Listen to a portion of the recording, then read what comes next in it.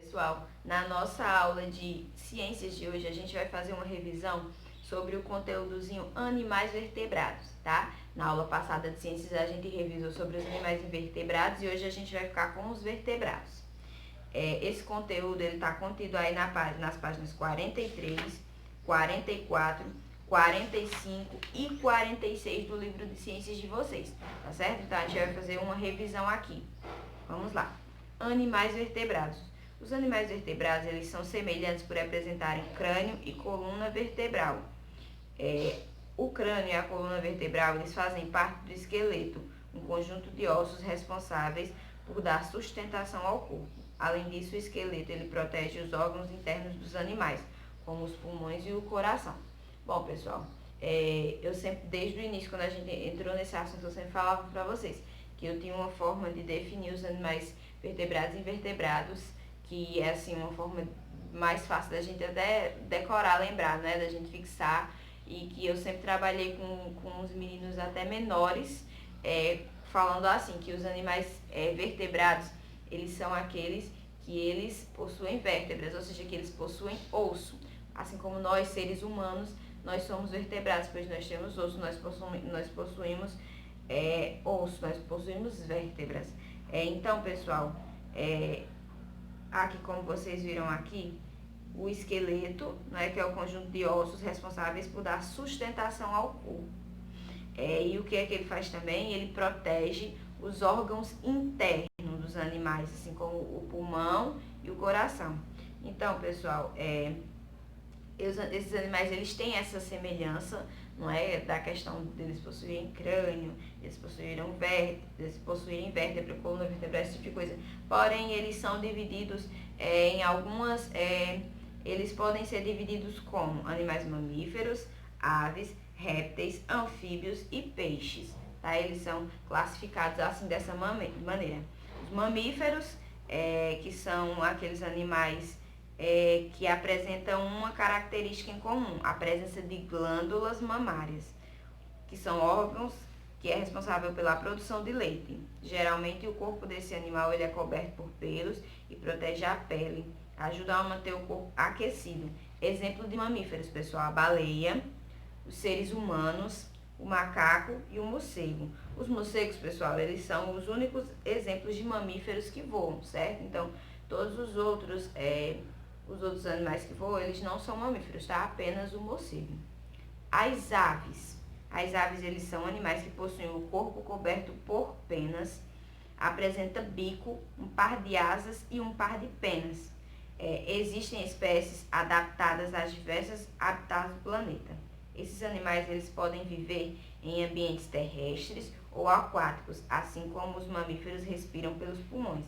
Então, vou dar exemplos de algumas aves, pessoal. O pinguim, o beija-flor e a galinha. As galinhas, elas são exemplos de aves que se adaptam à vida no meio terrestre, né? A galinha é até aquele animal que a gente considera como animal doméstico, pois a gente pode criar ele, não é?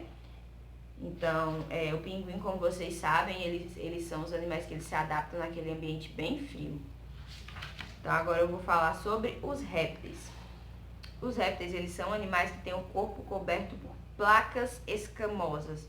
Os lagartos, os jabutis, as tartarugas e as cobras, eles são exemplos de répteis, certo, pessoal? Então, os répteis, eles vivem em ambientes aquáticos ou terrestres e eles se locomovem-se nadando, andando ou rastejando. Então, alguns andam, outros nadam, outros rastejam, certo? O exemplo do lagarto, que ele anda, não é? A cobra, que se rasteja. A tartaruga, tanto ela pode nadar quanto ela pode andar, né, pessoal? E eles são animais que eles respiram pelo pulmão. Mesmo as espécies aquáticas, como as tartarugas marinhas, elas precisam subir até a superfície para respirar, certo? Então, elas não podem viver diretamente dentro d'água, né? Como elas respiram pelo pulmão, então elas precisam do ar da terra, não é? Falar agora para vocês sobre os anfíbios.